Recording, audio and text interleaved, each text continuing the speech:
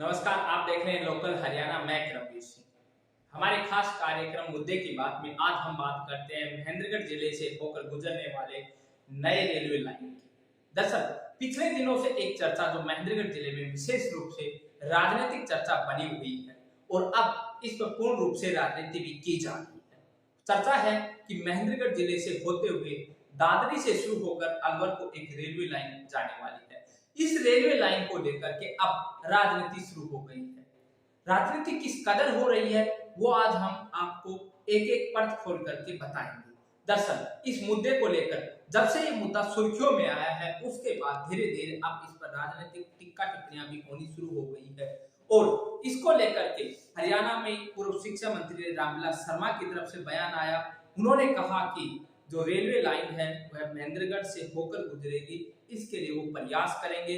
उन्होंने कहा कि वो दैनिक यात्री संघ के साथ रेल मंत्री से मिलेंगे और मिल करके इस बात को उठाएंगे। वहीं अखबारों के अंदर सुर्खियों में एक खबर और आई थी उसके बाद की, जो यहाँ से भिवानी महेंद्रगढ़ से सांसद हैं चौधरी धर्मवीर सिंह, उनका भी बयान आया था कि वो भी इस रेलवे लाइन को महेंद्रगढ़ और नारनौल होते हुए अलवर के लिए प्रस्तावित करने के लिए रेल मंत्री से मिलेंगे।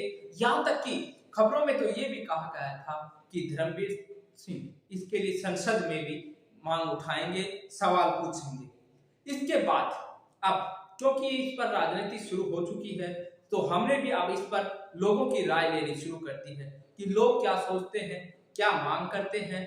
इसी विषय में हमने अटेली से विधायक सीताराम यादव से बात की। जब हमने उनसे इस सवाल को लेकर पूछा तो उन्होंने कहा कि उन्हें अभी केवल मीडिया के माध्यम से पता चला है कि इस प्रकार की नई रेलवे लाइन का सर्वे हुआ है और उन्होंने कहा कि वो इस विषय में दिल्ली में केंद्रीय रेल मंत्री, इसके साथ ही यहाँ के सांसद धर्मवीर सिंह और केंद्रीय मंत्री राव इंद्रजीत सिंह से मुलाकात करेंगे और उसके बाद ही वो उस पर कुछ कह पाएंगे। लेकिन जब हमने उनसे ये पूछा कि क्या आप इस बात से संतुष्ट हैं तो उन्होंने कहा कि इनसे मिल करके और फिर और इलाके की भलाई के लिए जो होगा वही किया जाएगा। अब सवाल ये है कि जो रेलवे लाइन का जो सर्वे हुआ है वह किसी व्यक्ति या किसी नेता के कहने पर नहीं बल्कि रेल मंत्रालय की तरफ से करवाया गया है और रेल मंत्रालय की तरफ से जो सर्वे करवाया गया है वह दादरी से शुरू होकर जो रेलवे लाइन अलवर को जानी है उसमें कनीना वाया काठुआस होते हुए शाहजहांपुर नीमराना के रास्ते ये रेलवे लाइन प्रस्तावित है। और इसी को लेकर के कल कनीना के अंदर भी एक बैठक का आयोजन किया गया और कनीना के लोगों ने मांग की है कि जो रेलवे लाइन का जो सर्वे हुआ है वो बिल्कुल सही हुआ है और उसके अंदर किसी भी राजनीतिक नेता को हस्तक्षेप करने की आवश्यकता नहीं है। इसके साथ ही कनीना के लोगों ने रोहतक के सांसद अरविंद शर्मा की आलोचना करते हुए कहा कि उनका एक जो पत्र पिछले दिनों को जिस प्रकार से सोशल मीडिया में वायरल हो रहा है उसमें उन्होंने रेलवे लाइन को लेकर जो बात कही है कि इस रेलवे लाइन का सर्वे महेंद्रगढ़ से नारनौल, नारनौल से बहरोड, बहरोड से अलवर होते हुए किया जाना चाहिए। तो कनीना कस्बे के लोगों ने जो मीटिंग की उसके अंदर इस बात का पुरजोर विरोध किया कि अरविंद शर्मा को महेंद्रगढ़ जिले की किसी भी इस प्रकार की परिस्थिति में हस्तक्षेप नहीं करना चाहिए। उन्हें अपने हलके में इस मुद्दे को लेकर के अपने हलके की जो समस्याएं हैं उन पर चर्चा करनी चाहिए। और आपको बता दें कि आज कनीना कस्बे में एक बार फिर से बैठक आयोजित होगी और इसके बाद एसडीएम के माध्यम से रेल मंत्री को ज्ञापन भेजा जाएगा, साथ ही उनका धन्यवाद भी किया जाएगा कि इस प्रकार की जो प्रस्तावित रेलवे लाइन है ये वाकई में बहुत ही अच्छी रेलवे लाइन है। तो आज कनीना में फिर से एक बैठक का आयोजन किया जाएगा और उसमें एक जो है ज्ञापन भी भेजा जाएगा। अब हम आपको बारी बारी वो स्टेटमेंट सुनवाते हैं जो कि पूर्व शिक्षा मंत्री रामविलास शर्मा की तरफ से आए, अटेली विधायक सीताराम यादव की तरफ से आए। और हाँ, यहाँ एक बात और बता देते हैं कि आज के अखबारों के अंदर एक खबर और आ रही है, वो है महेंद्रगढ़ विधायक रावदान सिंह का स्टेटमेंट।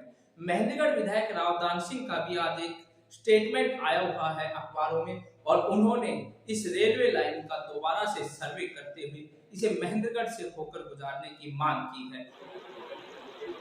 जिस तरह से दादरी अलवर एक रेलवे लाइन जो प्रस्तावित हुई है उसकी चर्चा है कि योजना बन रही है महेंद्रगढ़ और नारनौल को साइड में किया जाए। मुझे जो यात्री संघ है ना उन्होंने बताया मैं इस 26 के बाद अपने महेंद्रगढ़ बनेना के जो यात्री संघ है उनको लेकर के रेलवे मंत्री से मैं मिला अश्विनी वैष्णव से, और हम उनसे जोर दे करके नारनौल महेंद्रगढ़ को उसमें शामिल कर। एक जो नया रेलवे रूट की बात हो रही है दादरी से अलवर के लिए, तो नया रूट निकला है, आपके विधानसभा क्षेत्र के काफ़ी एरिया को कवर कर रहा है, लेकिन साथ में महेंद्रगढ़ और नारनौल को बाईपास भी किया गया है। क्या कुछ कहना चाहेंगे इस पर? करमवीर जी, इसके बारे में मुझे डिटेल से मुझे पता नहीं। मैंने तो आपके सोशल मीडिया के माध्यम से, अखबारों के माध्यम से ही मैंने पढ़ा है, तो इसके बारे में हम जानकारी लेंगे। जो संभव होगा वो इलाके के लिए हम पूरा प्रयास करेंगे। जो भी छोटी मोटी त्रुटियां होंगी उनको हम पूरा भी करवाने का काम करेंगे। तो अब जो रूट दिया गया है, जो जैसा कि आपने कहा कि खबरों के माध्यम से आपको पता चला है, तो जो रूट दिया गया है उस रूट से आप संतुष्ट हैं या उसमें कोई बदलाव? अभी तो पूरी जानकारी हमने ली नहीं है, और उसके बाद में पूरी जानकारी लेके मैं दिल्ली जाकर के माननीय रेल मंत्री जी से मिलकर के, माने हमारे लोकप्रिय सांसद चौधरी धर्मवीर सिंह जी से, राव इंद्रजीत सिंह जी, इनसे मिलकर के जो इलाके में जो इलाके के लिए जो भी फायदा होगा हम पूरा करने का प्रयास करेंगे। तो इस प्रकार से महेंद्रगढ़ जिले के हिस्से से गुजरने वाले रेलवे लाइन शुरू होने से पहले ही उस पर राजनीति शुरू हो चुकी है, और अब तमाम हलकों के जो नेता हैं वो अपने अपने तरीके से इस पर राजनीति कर रहे हैं, और कहीं ऐसा न हो कि इन नेताओं की राजनीति की वजह से इलाके को मिली ये रेलवे लाइन भी फिर से ठंडे बस्ते में चले, क्योंकि जिस प्रकार से दादरी से महेंद्रगढ़ अलवर रूट की जो बात की 2011-12 की जो बात थी, जिसके अंदर रेल मंत्री तत्कालीन ममता बनर्जी ने उस समय ये घोषणा की थी और रेलवे लाइन बिछाने की बात की थी, उसके 10 साल बाद तक इस काम को ठंडे बस्ते में डाल दिया गया था। 2022 में जाकर ये फिर से चर्चा में आया है, और अब यदि इस पर फिर से राजनीति की जाए तो हो सकता है कि फिर दोबारा से नेताओं की आपसी खींचतान की वजह से कहीं ये रेलवे लाइन फिर से ठंडे बस्ते में न चली जाए। बहरहाल ये बड़ी अपडेट थी जो रेलवे लाइन को लेकर के, जिस तरह से तमाम राजनीतिक दल के जो नेता हैं वो अपने अपने बयान दे रहे हैं, उसकी जानकारी देने के लिए, उस खबर को आप तक पहुंचाने के लिए हमने ये खबर बनाई है। और आज जो कनीना में ज्ञापन दिया जाएगा और जो यहाँ के लोग अब क्या कुछ उसमें मांग करते हैं वो खबर भी हम आपको दिखाएंगे। बहरहाल अभी के लिए इतना ही, बाकी अन्य तमाम खबरों के लिए आप देखते रहिए लोकल हरियाणा न्यूज। नमस्कार।